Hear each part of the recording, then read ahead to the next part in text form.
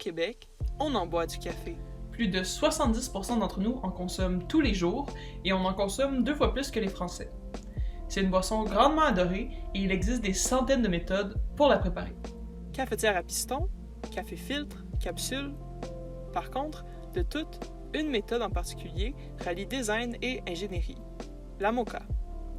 Inventée en Italie par l'ingénieur Luigi Di Ponti, puis brevetée en 1933 par Alfonso Bialetti, la moka au macinetta est une cafetière qui a permis une petite révolution dans le monde du café.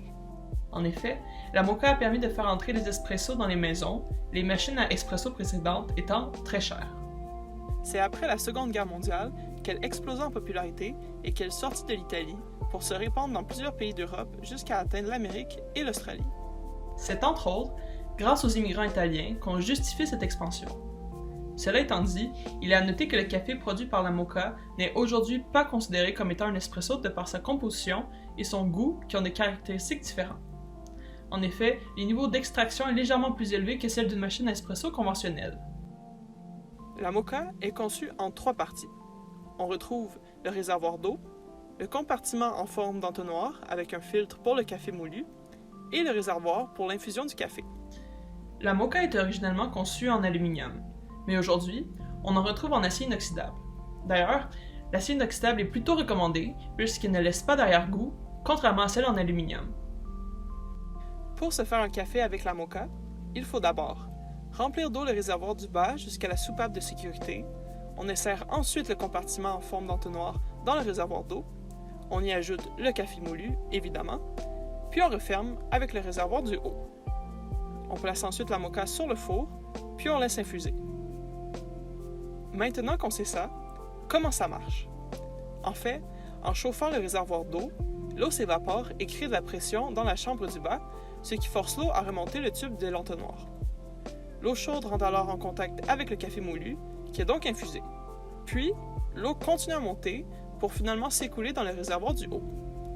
On obtient alors un café qui a bien conservé ses arômes et qui est prêt à être dégusté.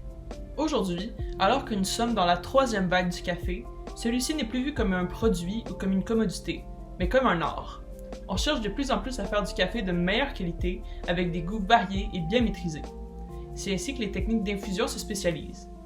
Dans ce contexte, l'utilisation de la moka s'est précisée. Par exemple, on conseille de mettre de l'eau chaude dans le réservoir du bas, préférablement de l'eau à 70 degrés, afin d'atteindre une extraction optimale.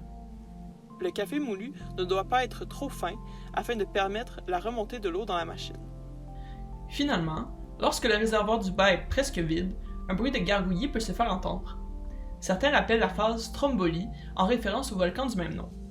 À ce moment-là, de la vapeur d'eau remonte la machine et passe au travers du café, faisant ressortir trop rapidement les saveurs du café et donnant un goût indésirable. Il est donc préférable de retirer la moka du feu à ce moment-là. Aussi, les cafetières moka avec quelques variations ont fait leur apparition sur le marché afin d'offrir un café d'autant plus raffiné. Cela étant dit, la moka reste une excellente manière de préparer son café le matin. Elle a aussi encore et toujours conservé son faible prix, ce qui la rend très accessible à tout amateur de café. En plus de ça, de par sa forme particulière octogonale et l'ingénuité de sa conception, la moka a réussi à se tailler une place dans de nombreux musées de design, mais aussi dans de nombreux foyers partout autour du globe.